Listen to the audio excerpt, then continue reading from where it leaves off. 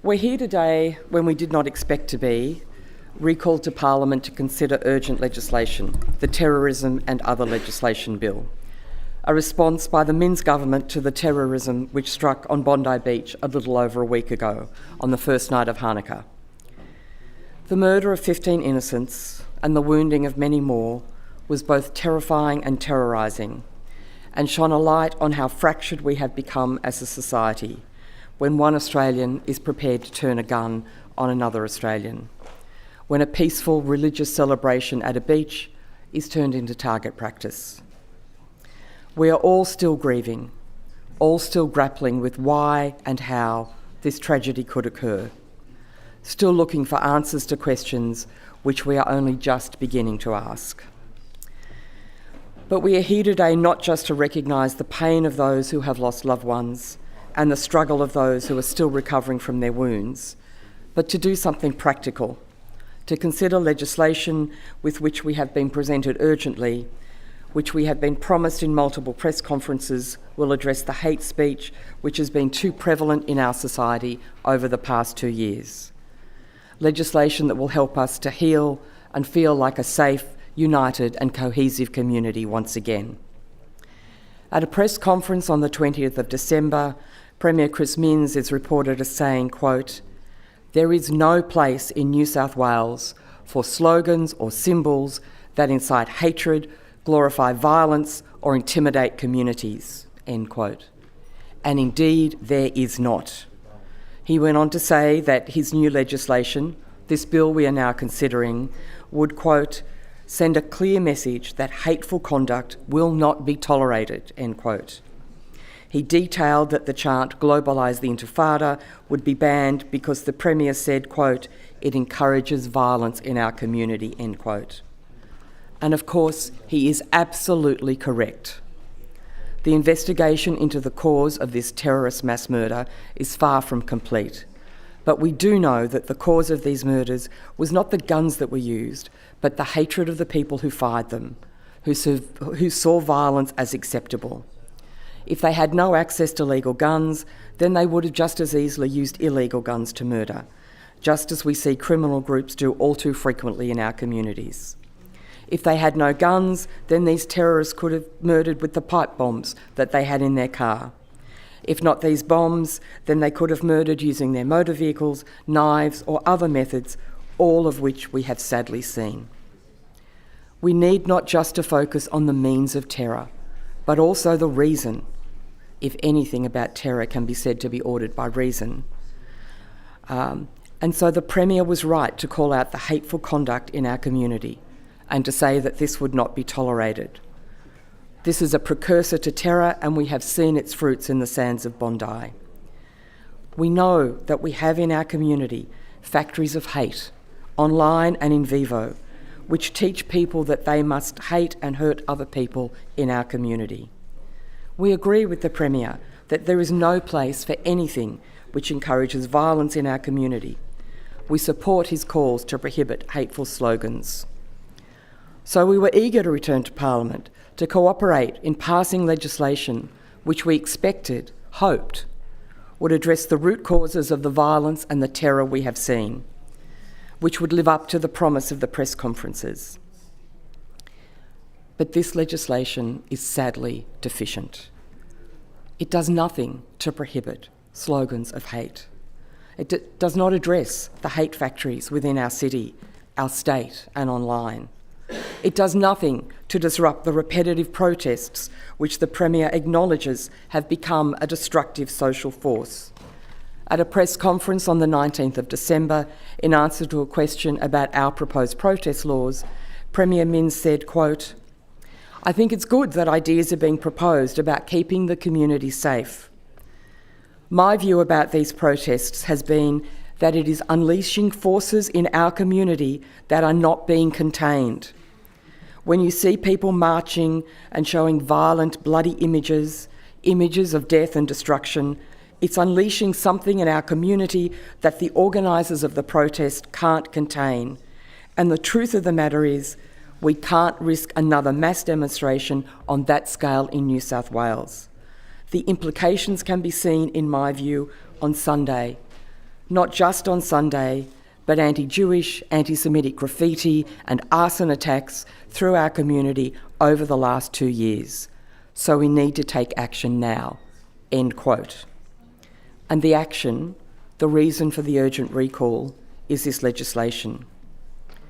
But this bill does not address the fundamental issues which are challenging our social cohesion, the issues Premier Minns himself acknowledges as destructive and feeding attacks on our Jewish community, a community which was brutalised on the first night of Hanukkah. If this legislation passes, it will not impact at all on a protest which seeks to snake past the Great Synagogue or any other Sydney landmark, accompanied by chants of "From the River to the Sea" or "Globalise the Intifada," even though we have seen what it looks like when the Intifada travels the world to Bondi. And this is deeply disappointing, and why we will be moving amendments, because we want this legislation to work. We want to be part of building a cohesive society in which all are welcome. But to do this, we have to be honest about the causes of the terror. We have to call out the anti-Semitism, we have to call out the hate, and we have to take concrete action, rather than what this bill does, which is tinker at the edges of protest laws and rush some changes to gun laws. As my colleague in the other place, the Honourable Alistair Henskin, so eloquently said, quote, "The legislation that we are now debating is a weak response to the moment that we are in," end quote. We all want a fast response to the terror we have seen, but we need an evidence-based response which will work, not a promise of safety which will remain unfulfilled. We have no answers yet as to how somebody in the firearms registry gave a father whose son was on a terrorist watch list a firearms licence used to buy and take 4 long-armed guns to Bondi.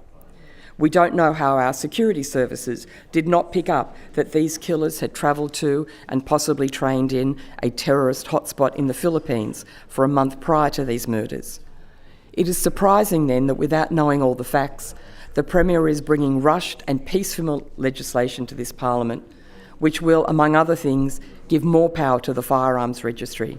That same registry which, for reasons we still do not know, apparently granted one of the murderers a gun licence which they had no right under the legislation to have. There is nothing in this bill that deals with the criminal intelligence processes around the grant of firearms licences. This is a major deficiency. The legislation, which is currently the law of this state, already provides that a gun licence is a privilege, not a right, and is only to be granted in the interests of public safety. How was it in the interests of public safety that the gun registry granted the gun licence to these terrorists? This question needs to be seriously addressed, but the legislation this government brings us is to give the gun registry more power rather than to reform its processes. This is difficult to understand and underlines our concerns that this legislation has been rushed to be seen to be doing something rather than doing the hard work of actually doing those things which will create effective and lasting change. The government points to its record of legislating with respect to inciting hatred, including the passage of the Inciting Racial Hatred Act earlier this year, which added Section 93ZAA to the Crimes Act. Anything in this bill needs to build on the foundation of existing legislation and its efficacy. Members would be aware that earlier this year, the Attorney-General charged the Honourable John Sacker, AMKC, with reviewing and reporting on criminal hate speech protections. Specifically, the review was charged with considering the sufficiency of criminal law protections against hatred for vulnerable groups in the New South Wales, including any improvements that could be made, and the interaction between these protections and existing rights and freedoms, including the implied freedom of political communication and freedom of religion, and any other matters related to criminal law reform that the government could consider to enhance social cohesion.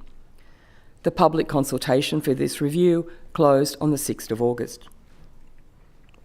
The review findings were due to be reported to the Attorney-General by the 5th of November. Has this legislation been informed by this report?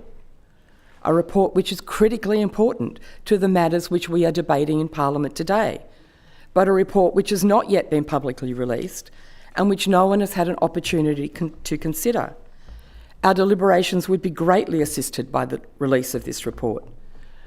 The fact that the government's second reading speeches are silent about this report does not encourage confidence that this bill presents an effective and carefully thought through response to the issues raised by incitement to hatred, which we have seen all too graphically in recent days. This bill contains some poor imitations of coalition initiatives. Otherwise, the changes that it makes are all shutting the gate after the horse has bolted. It is not the proactive legislation which we were promised. It is not ordered towards promoting social cohesion and preventing future acts of terrorism. The triggers for much of this legislation are all after the fact. This serves a purpose, but is not the answer that we have all been promised by this government. In fact, the approach of this legislation reminds me very much of Jack's Law, a great initiative to improve public safety by scanning for knives and other weapons. But this government implemented it so that it can only be used after a violent incident has occurred and provided public notice is given of the scanning locations. The bill before us allows protests to be shut down after a terrorist incident has been declared, and face coverings can be removed if there is a reasonable belief that an offence has occurred. This is housekeeping after the problem. Community safety demands that we do what we can to stop the problem. We want to live in a society where we connect through handshakes rather than wave at each other through barred windows. All this year, the Coalition has been promoting laws to prevent the public expression of hate in our community. This legislation does not contain any restrictions on hate speech, despite the public statements by the Premier. And we acknowledge that we should not be unnecessarily fettering free speech. But we also all acknowledge, I trust, that our right to speak freely must be exercised responsibly. No one has the right to call out fire in a crowded theatre because this can cause harm to others. And when there are slogans which can, and appear in fact to have, caused harm to others, if these are still being used irresponsibly, they should be subject to control, as the Premier and the Treasurer have both indicated that they would. This is a government which has been prepared to ban private prayer in certain circumstances, promises to control speech which incites hateful actions, yet, certainly in this legislation, is unable or unwilling to follow through. And they have had time to consider this problem carefully. The public expression of hate in our community didn't suddenly erupt on the first night of Hanukkah.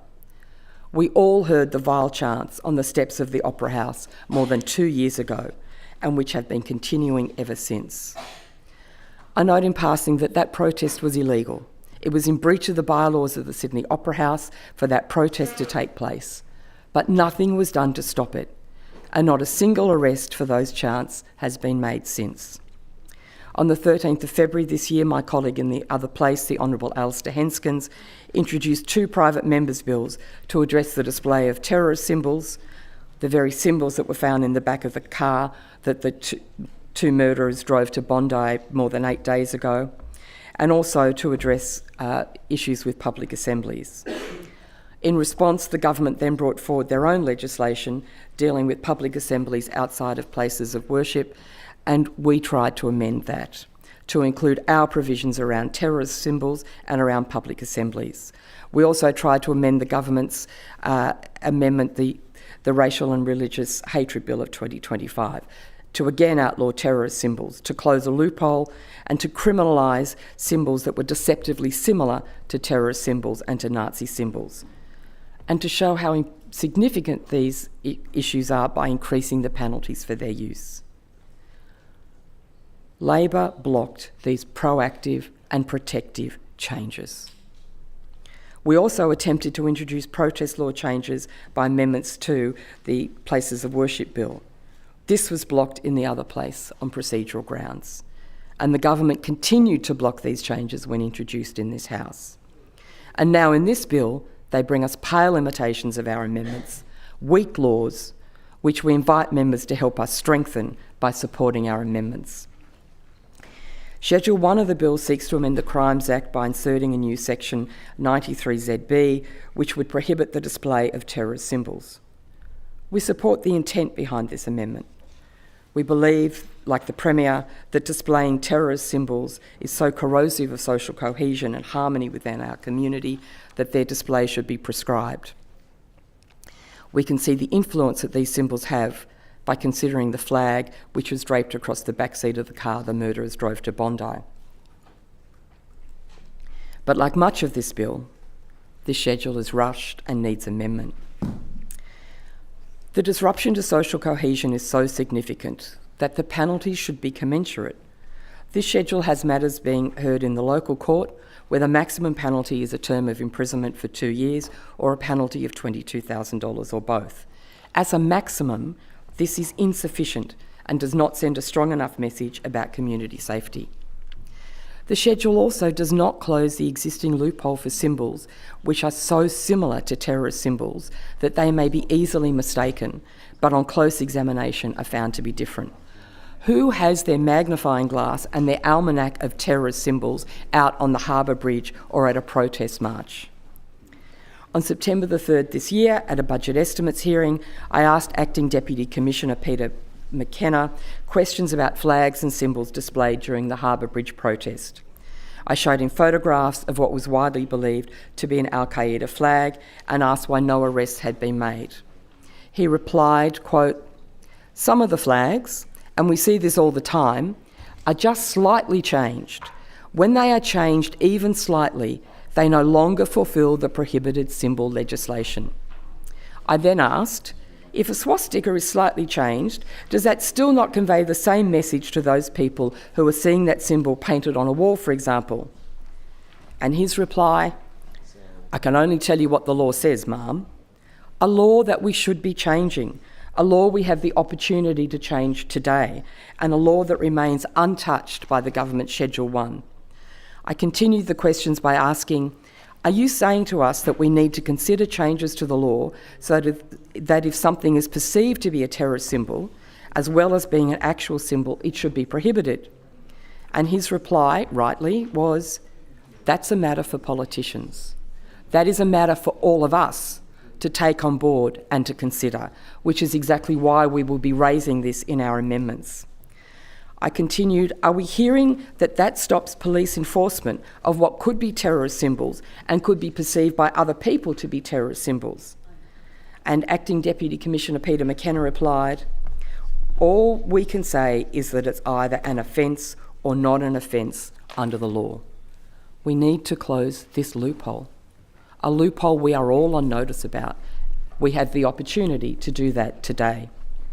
And we need to make it clear that while we are happy to use the Commonwealth Criminal Code definitions of terror organisations, we are not required to wait upon the Commonwealth to add bodies to that list. If we are experiencing terror in this state, we should be able to decide what the symbols of terror actually are, including the flags and symbols of Hizb ut-Tahrir, and not just be limited to identifying flags of terrorist organisations as the Commonwealth Criminal Code suggests, but also symbols of terror used by those bodies, such as the upside-down red triangle of Hamas death squads. And that is why we will seek to amend Schedule 1 so that it will be effective. I intend to discuss this bill thematically rather than chronologically, so it will now address Schedule 4. An issue we have seen since the Opera House protests of October 2023 is the difficulty of identifying any protesters who break our laws.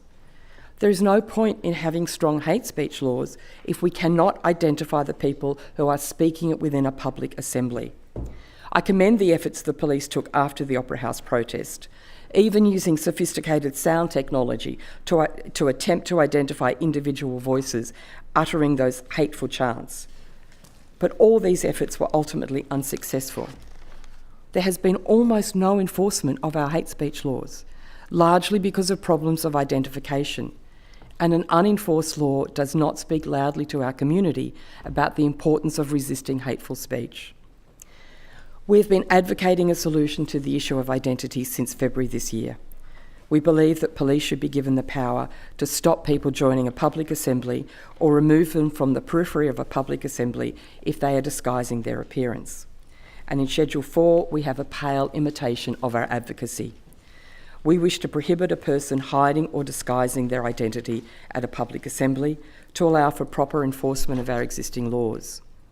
We know that, for their personal safety as much as for any other reason, police increasingly police by video recording. And if a person is seen breaking the law but their identity cannot be detected, then they cannot be prosecuted for that offence. However, what Schedule 4 does is to give a police officer the power to request that a protester removes their face covering and shows their face, but only if they reasonably suspect the person may have or is likely to commit an offence. This is simply impractical. Part of the reason for this amendment is that police now often enforce by video and arrest later. This amendment is unlikely to change this, whereas ours will. It is much better to give the police powers to safely remove a disguised protester, but this bill only gives the police the limited ability to apprehend a person who they reasonably suspect may have or is likely to commit an offence. So in practice, all this does is give the police the right to endanger themselves by going into a mass rally to try and remove someone who's been chanting in a certain way. That's not just completely impractical, it's dangerous, and it will not move the dial on hate speech 1 millimetre. I now turn to Schedules 5 and 6, which deal with protests by creating a new public assembly restriction declaration. This is a good idea as far as it goes. These declarations will operate after a declared terrorism event and prohibit protests in certain places for a limited period of time. But let's be clear about these schedules. We hope that these provisions will never be used, because we hope that the necessary preconditions will never occur again. To operate, they require either a declaration under Part 2 AAA or an authorisation under Section 6 of the Terrorism Police Powers Act of 2022. Happily, this has only happened twice in our history. First, after the Lint Cafe siege 11 years ago, and the second, of course, after the events at Bondi Beach. This is a good thing. We want terror to be rare or non-existent, but it demonstrates the limited reach of these provisions.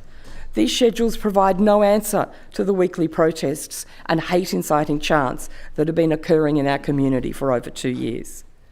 These schedules allow the police to declare the designated areas within 14 days of a terrorist incident having occurred, and it will then make it impossible to get a Form 1 under the Summary Offences Act. But of course, to have a lawful public assembly in New South Wales, a Form 1 is not a prerequisite. So under these provisions, if passed by the Parliament today, it will still be possible for someone to have a public demonstration or protest on the sands of Bondi Beach. We don't think that's appropriate. We don't think that's a good thing for social cohesion. So we intend to amend these laws to make them stronger. We will move to impose a financial penalty on every person who participates in a protest in a designated area after the declaration of a terrorist event. We will also move to make it a serious crime to actually organise such a protest march. These laws are not strong enough to stop socially corrosive protests, but they should at least be strong enough to fulfil their stated intentions. Schedules 2 and 3 contain changes to our firearms laws. We all want a safe society, and reasonable laws around firearms promote public safety. We commit to being part of a parliament that works constructively to provide for public safety, and we are happy to constructively engage with the government in that endeavour. And we have to accept to a limited extent that rushed legislation presented to Parliament within 8 days of a terrorist event in the lead up to Christmas will contain some unintended consequences. And there is no doubt that the changes within this bill will impact on law-abiding farmers, professional shooters, members of shooting clubs and other people. And there will be impacts on people's businesses and their livelihoods. And we need to acknowledge that it is the responsible and law-abiding gun owners who will bear unfairly much of the burden of this legislation. We would have been much more confident in supporting this legislation if the government had engaged and consulted more extensively with gun owners and gun users. We hope the government will be as keen to fix anomalies as they arise as they have been to push through this legislation. We should also acknowledge that we have some of the strongest firearm laws in the world in New South Wales. The overriding principle within the Firearms Act is that a gun licence is a privilege only to be granted on condition that it's in the interests of public safety. There is no right to one gun, let alone 4 or 6 or 10 or whatever number we want to designate. In New South Wales, the Commissioner for Police is responsible for issuing a firearms licence or a permit, which is the only legal basis on which a person can possess or use a firearm. Now, a licence can be issued by the Commissioner subject to conditions, and conditions can later be imposed on a gun licence after it has been issued. The Commissioner is required, without giving reasons, to refuse the issue of a licence on the basis of criminal intelligence or other criminal information. If that suggests that there is a person is a risk to public safety and it's not in the public interest to keep that licence or to issue a licence, it can be revoked after the event without reasons as well. We have these provisions now, and it is important when we pass this legislation not to believe that we have finished the work in this area. We need to understand what the problem was with our existing laws, what the problem was with the relationship between criminal intelligence and the gun registry, what the problem was that meant that we had somebody related to somebody on a terrorist watch list and nothing was done about that gun licence. We need to understand how we focus on irresponsible users of guns without unduly penalising responsible users of guns. And I note that unlike the statements in the press from the Premier, licences are not perpetual. They are for a 5-year maximum period, and there is already provision within the regulations for a period of less than 5 years. I want to draw attention to a couple of provisions within the Schedules 2 and 3, and in the interest of time, do not intend to go through everything in those schedules.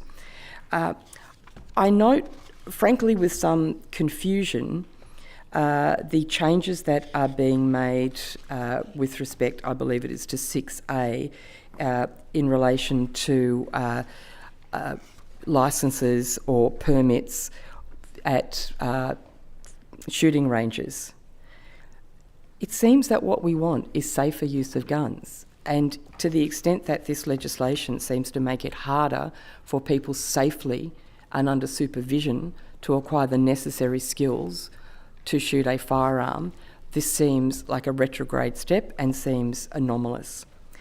I also note that there are a range of new restrictions placed on the number of guns that a person can own.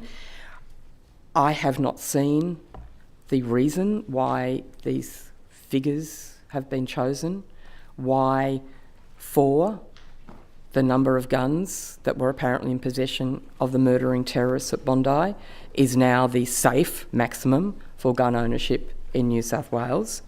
But I do know that there are a number of law-abiding gun owners who, on the passage of this bill, will no longer be within the law. I also note that there has been vague announcements about a buyback program, which may be federal. If we're passing the law, is it going to be state? I understand there has been no submission made to the ERC in relation to funding a buyback program in New South Wales. I also am unaware of the provisions that have been made for where any guns are to be handed in. These very practical matters, which do not exercise the mind of terrorists, but do exercise the minds of lawful gun owners, are causing anxiety and confusion in the community, and I urge the government to address these matters as a matter of urgency. I also turn to the matter of the changes to the review mechanism. Currently, decisions were reviewable under NCAT, but that now appears to be changed to an internal review. What was it, 3 months ago? I think I stood in this exact same place when we were debating the Justice Legislation Miscellaneous Bill number 2 of 2025, a page turner I know that we all remember very well. And one of the provisions in that was pressed firmly by the government was the need to ensure that everybody, including minors, had access to a review of decisions about firearms licences by NCAT. And now 3 months later, that very urgent, that great need for procedural fairness has somehow evaporated. It is unclear why these changes are being made. We stand ready to work for community safety. We stand ready to promote social cohesion. We stand ready to work cooperatively with the government. But we want to work... Can I just say to Ms Higginson, I'm not going to tolerate those sort of interjections throughout this debate. Mr. President. No, I don't. Have you finished, Ms Carter? One sentence. Of course. Yeah. Honourable Susan Carter. But we want to work on a bill which will actually be for the benefit of the people of New South Wales and will promote lasting and real social unity.